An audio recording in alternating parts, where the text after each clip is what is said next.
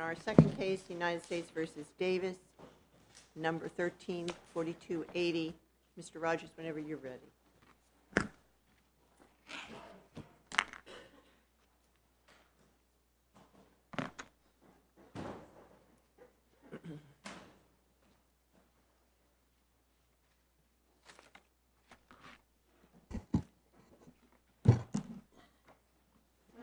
May it please the court.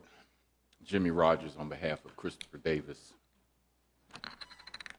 Although the government in its opposition to the defendant's motion to suppress postulated several theories justifying the search and seizure of this bag in question, the district court found nonetheless that Mr. Davis had abandoned the bag and therefore the search and seizure was proper.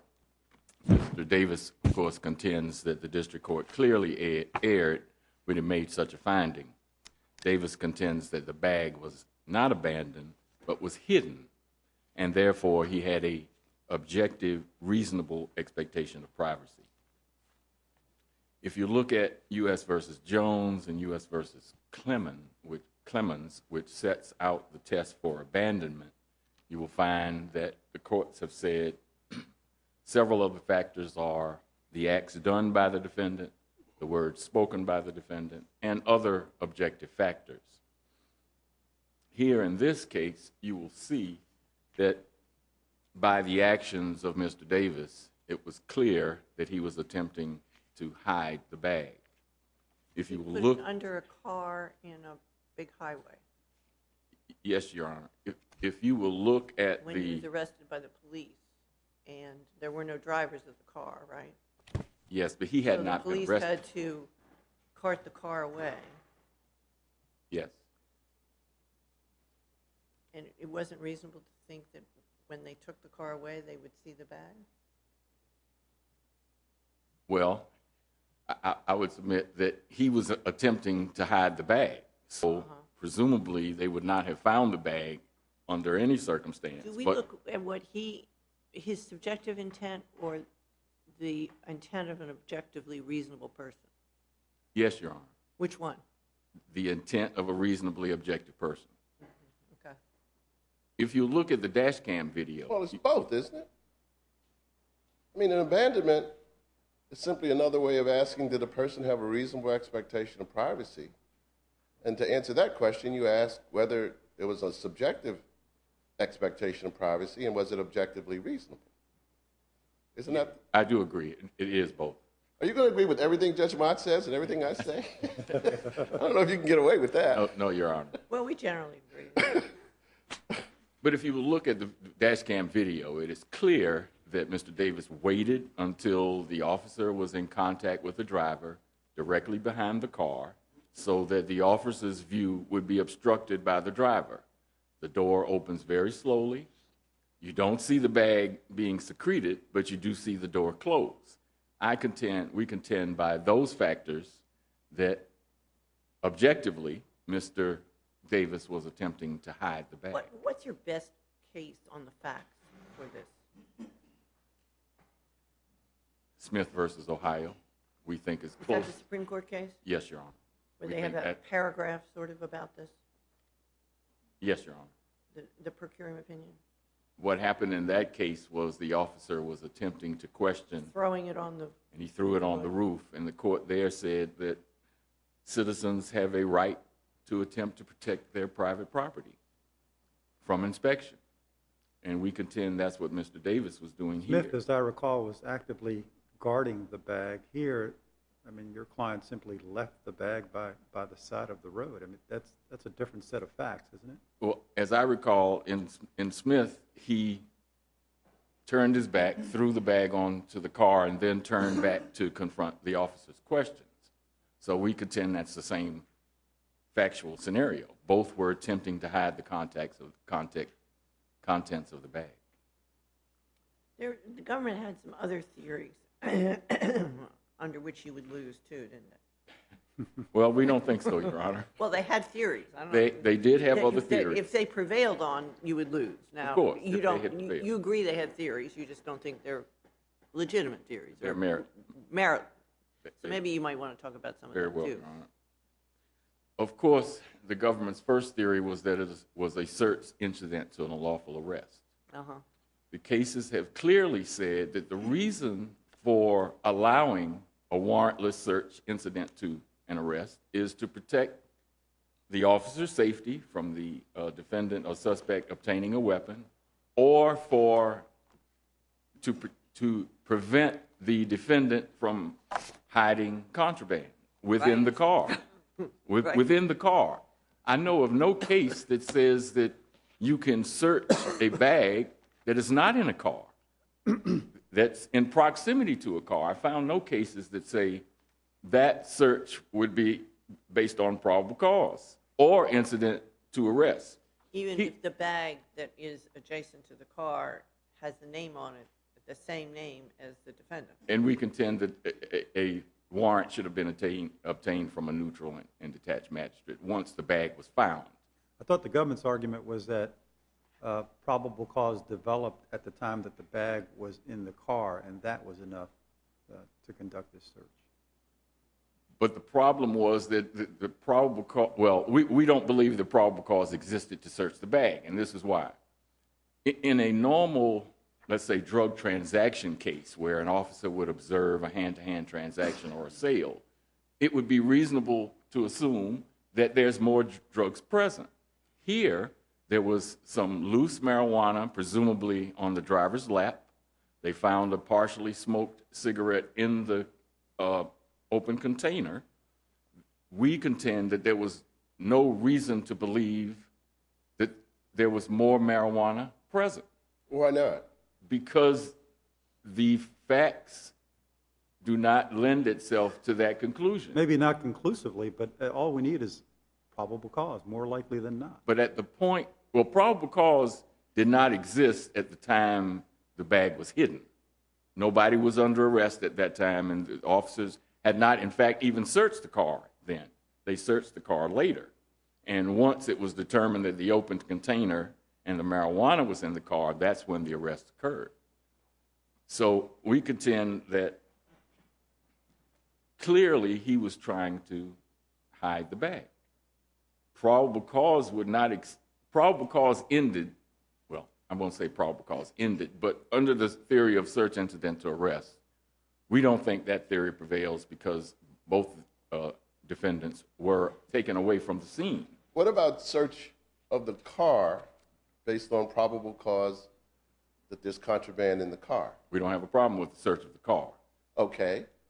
Would a person, if the officer had observed him toss the bag from the car, could the officer go over and pick up the bag? Yes, The bag? we contend that that's correct. And on what theory would you Even if would you it had submit? his name on it, Davis, do not enter. This is secret, private material.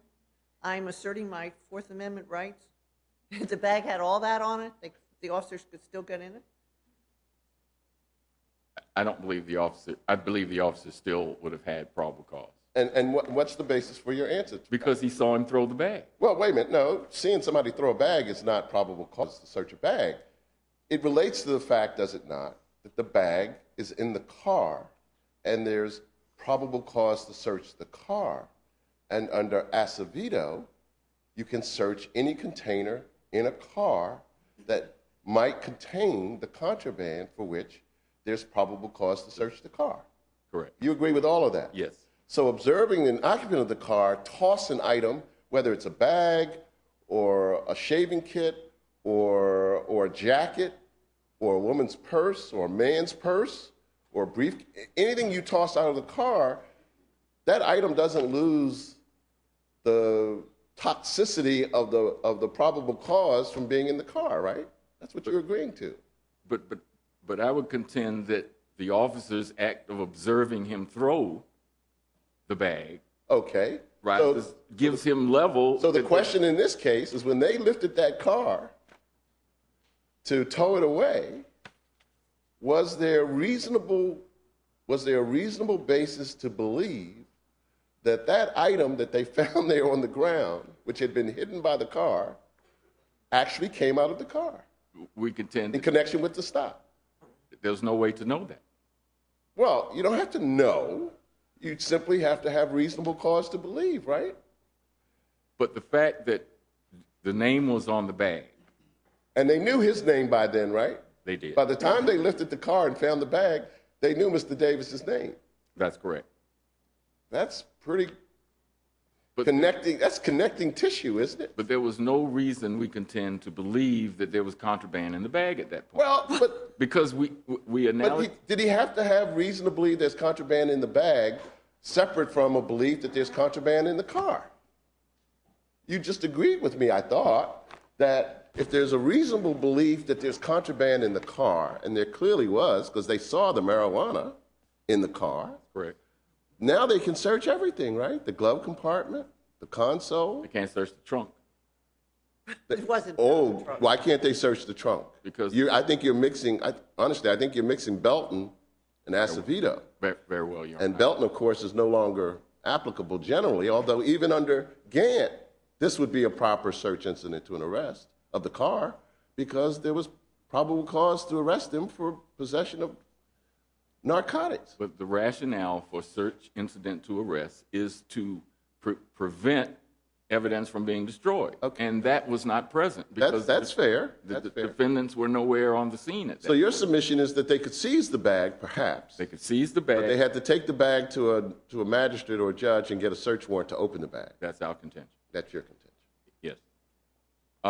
The government's other position was that it was an inventory search. We contend Right, and there was inevitable discovery. and inevitable discovery. Clearly, it wasn't an inventory search because the officer had indicated she was looking for evidence, that the previous officer had told her they thought marijuana was afoot, and that was the reason that she looked into the bag.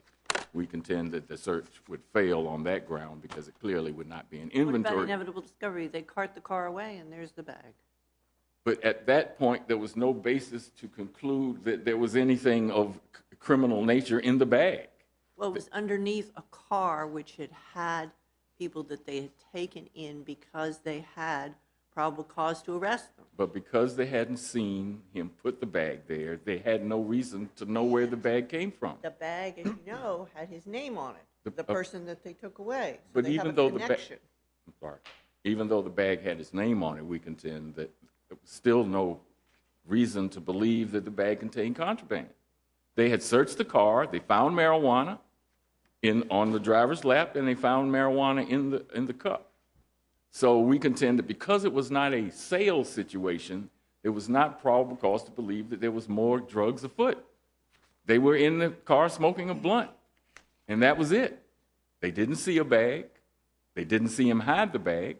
And once the bag was discovered, our contention is a neutral and detached magistrate should have concluded that probable cause existed to search the bag. Okay, thank you. I think we understand your position. Very Hear well. what the government has to say.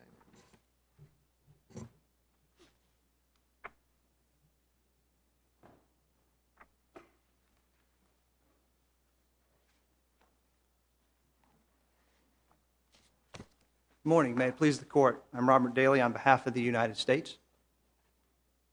This is a clear-cut case of abandonment. You know, I don't disagree with you, except there is that Supreme Court case that this looks pretty close to.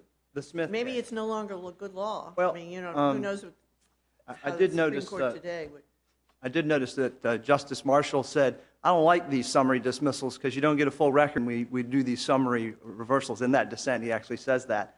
But and it is interesting because it's such a short snippet of the facts. But if you, there it is. But there it is. And so there's probably three ways to look at Smith and why it's not controlling. One is it's substantively, qualitatively different if an officer comes up to me and I toss a bag on top of the trunk of my car. It's still with my car. I haven't tried to put it somewhere out of the way. I mean, I'm still there in To the. me, that this case is stronger than Smith on those grounds. You're hiding it. The whole Well- idea is you're asserting your right to privacy rather than throwing it out for God and everyone to see it. Well, I guess it's a double-edged sword. It could go either way because he still has it right there. He hasn't let go of his property rights if it's still there on his car. What would a reasonable person have done with this bag in order to hide it from the police under the circumstances that existed at the time of the traffic stop? and not abandon it?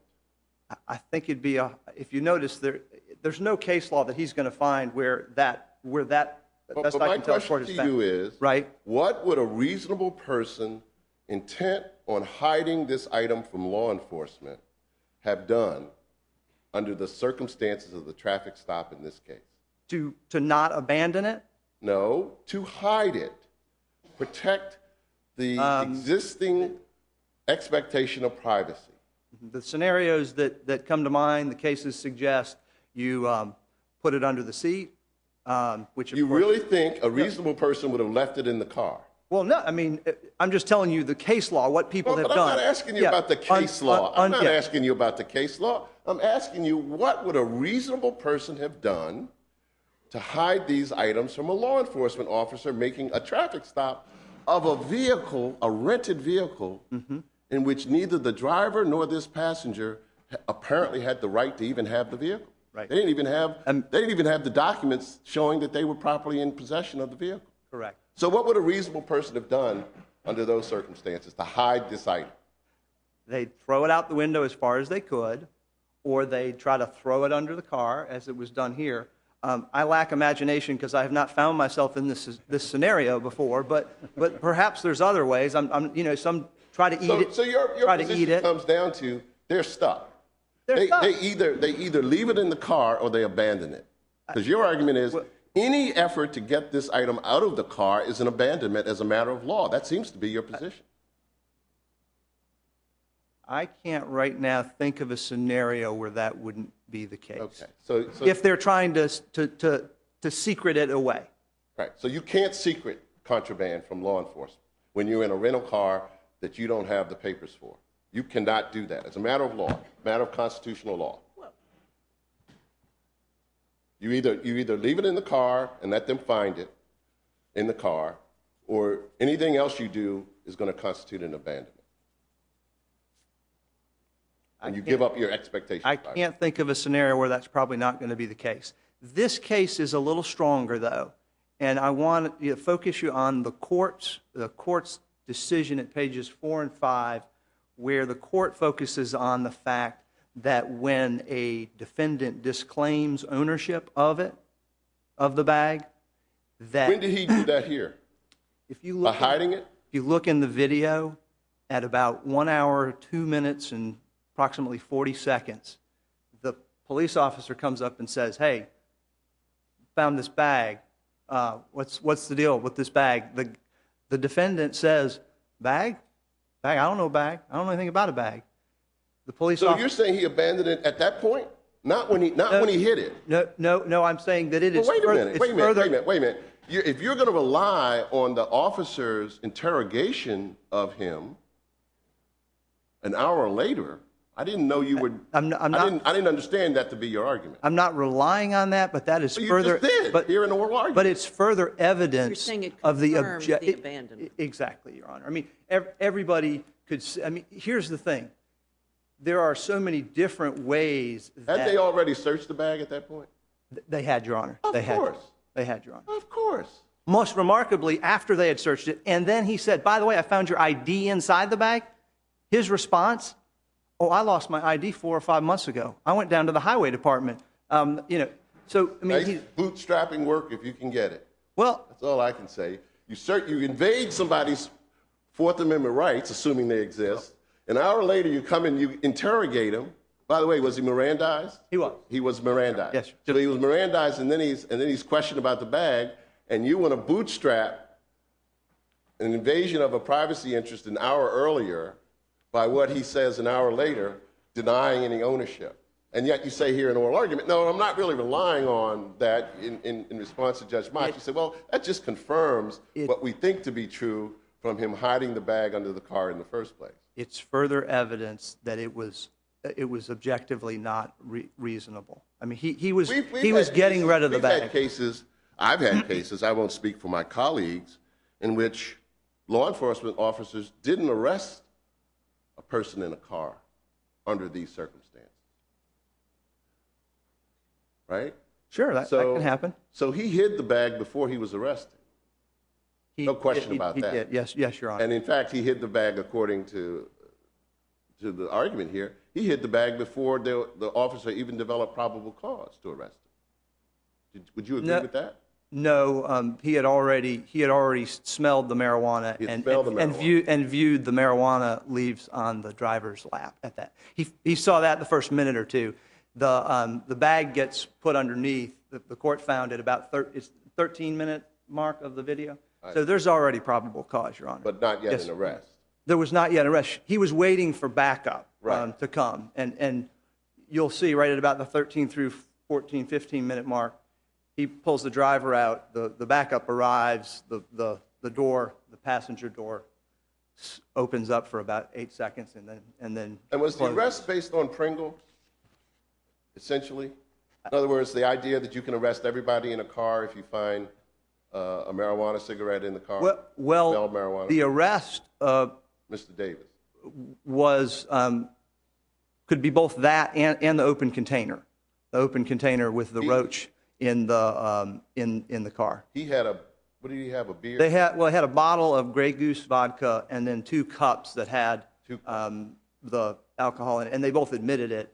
And in one of those cups was a leftover roach, marijuana roach. Okay.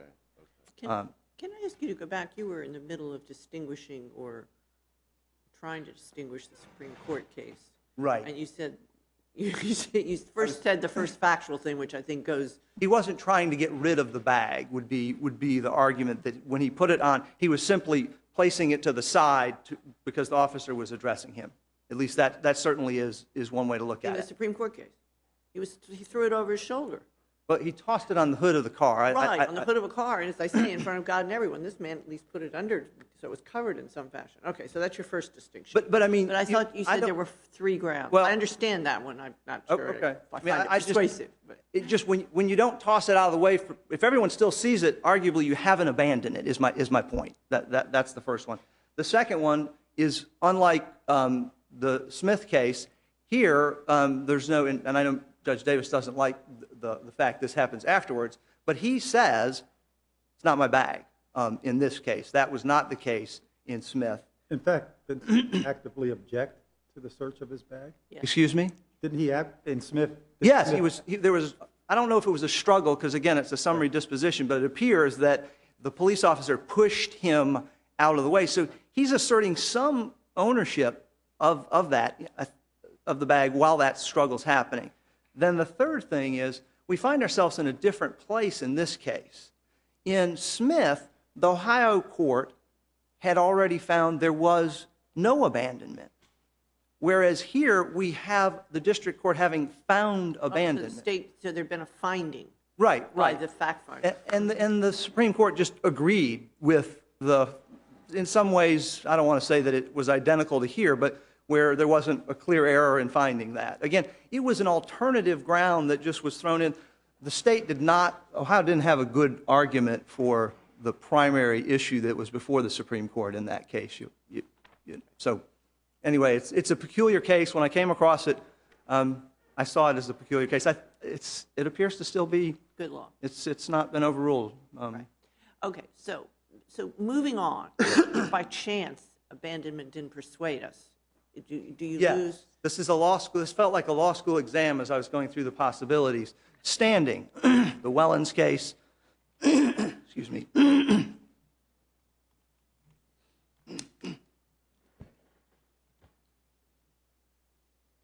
The Wellens case and a couple of cases since then have clearly held that Wellens, I think, was actually a rental car, that both the driver and, in this case, even more attenuated, the passenger of a car that's a rental car to which you are not authorized to drive or be in, you don't have a reasonable expectation of privacy. You don't have standing. You just don't have standing. And But of course, this isn't found in the car. well, and that's where I think the factual finding that has not been attacked, that the judge says it was in the car at the time. And as I believe Judge Davis said, the probable cause arose while the bag was in the car. And so are we to say that you can circumvent U.S. v. Ross and the Wyoming Supreme Court case where you're allowed to search all those containers within the vehicle, at least within at a minimum, the passenger, I think it's the whole car, but the passenger part of the car, you can't defeat that by tossing, I mean, literally under that theory, if you toss a bag out of the car, apparently that then falls outside of, although I don't know how you Well, can. in fairness, I think the defendant would make the distinction between if the officer saw you toss Correct. these things and nobody saw him toss, Right. as I understand it. But there is that factual finding that the district court said it was in there and it was secreted out, thrown under the car. But the whole basis for standing is that you don't have any reasonable expectation of privacy given the circumstances. But if the bag is in fact outside of the vehicle, doesn't that change the calculus? If it had originally been outside there, yes, I think so. But if the whole point is that you're allowed, probable cause allows you to search everything within there, and because of the mobility of a car, well, if a car's mobile and we want to allow for that kind of search, certainly a bag that is attached to the car or that was originally in the car, it is at least as mobile, if not more mobile, than a vehicle would be for anybody to snatch and grab, which I do think, I mean, we do agree, I think, at one point, yeah, I mean, in the best case scenario, or I think as Judge Harwell found, you know, if the stars had aligned, he was going to, you know, either not get arrested or get arrested and double back a little bit later and get the bag. But this court, and I know that... Or perhaps call somebody and have them Correct. do it for him. Correct. In fact, in that phone call, again, I know it's later after, he's talking to his either wife or girlfriend about, all right, now, if you go and get the car and they ask you about the bag and any guns that are in there, you say, look, my ID got stolen and those guns, I don't know if they were hit, you know, he It said... seems to support an expectation of privacy. Well, it certainly supports... It may be objectively unreasonable, but it certainly had a subjective expectation of privacy. This is a factually interesting case. There's no doubt about that. So the standing would be a ground for affirmance. It appears in the record, and even if the district court didn't rely on it, this court in a number of instances have said you can affirm on any basis. The probable cause that arose from smelling the marijuana and viewing the marijuana created the ability to search the vehicle and any containers therein. And we would argue that this was a container therein that was thrown out but still allowed for the search of it. And then the inevitable discovery, I think, is the one, in the end, let's just all stop for a moment. A police officer on the side of a busy highway. The car is rolled up onto the tow truck. Let's say that there hadn't been an arrest and there's just a bag sitting there. What is a police officer to do? Because in the instance where they tow away an abandoned car, right? There's the bag. What are they to do? They wouldn't even be able to get, what would a magistrate, they'd say, what are you coming to me to get a warrant for a bag on the side of the road? Open it up and figure out what's in it and whose it is. I mean, in the end, that would, assuming everything else didn't allow for the search of the bag, inevitable discovery certainly would. I think we understand your argument. Thanks very much. Mr. Rogers, do you have any rebuttal? All right. We are going to ask the clerk to adjourn court, and then we're going to come down and greet the lawyers, and then we have some visitors with us, and we thought we would come back here and on the bench and right away and answer any questions you have that we want to answer. So no questions about the cases that we've just heard. Okay, we'll ask the clerk to adjourn. This honorable court stands adjourned. Sign and die. God save the United States, this honorable court.